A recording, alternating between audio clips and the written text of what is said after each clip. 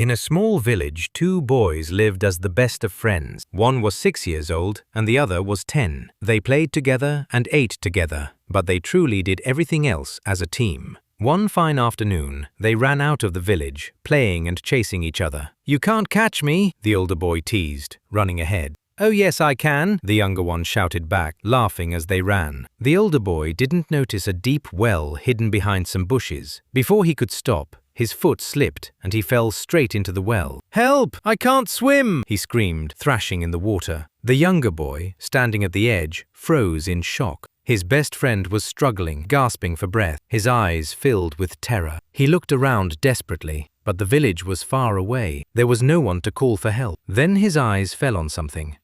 A bucket with a rope tied to it. Without wasting a second, he grabbed the bucket and threw it into the well.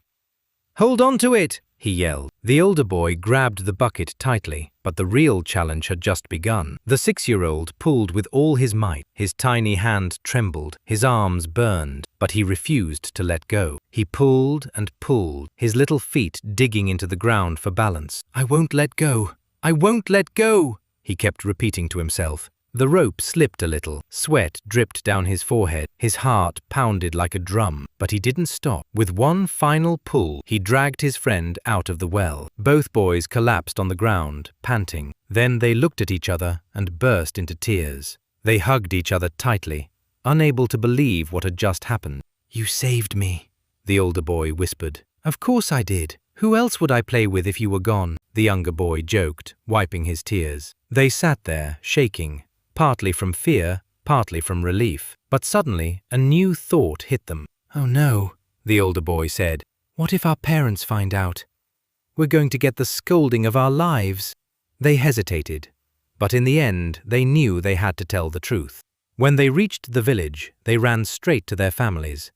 Excitedly, they explained everything that had happened. But instead of being proud, the villagers burst into laughter. A 6-year-old pulled a 10-year-old out of a well. "Impossible! He can't even lift a bucket of water properly. You two must be making up stories again." The boys were heartbroken. No one believed them. Except for one man. An old man known as Uncle Frederick stepped forward. He was the wisest and most respected elder in the village. He listened carefully, then smiled. "The question is not how he did it," Uncle Frederick said. "The real question is why he could do it." Everyone fell silent at that moment. He continued. There was no one around to tell him that he couldn't do it. No one was there to say, "You're too small, you're too weak." Not even himself. The villagers realized the truth. The boy had no idea he wasn't supposed to be strong enough, so he simply became strong enough. Moral of the story: the only limits we have are the ones we believe in. If no one tells you that you can't do something, you will find a way to do it. Doubt is what makes us weak. Belief is what makes us strong. So believe in yourself when no one tells you that you can't. You will discover that you can.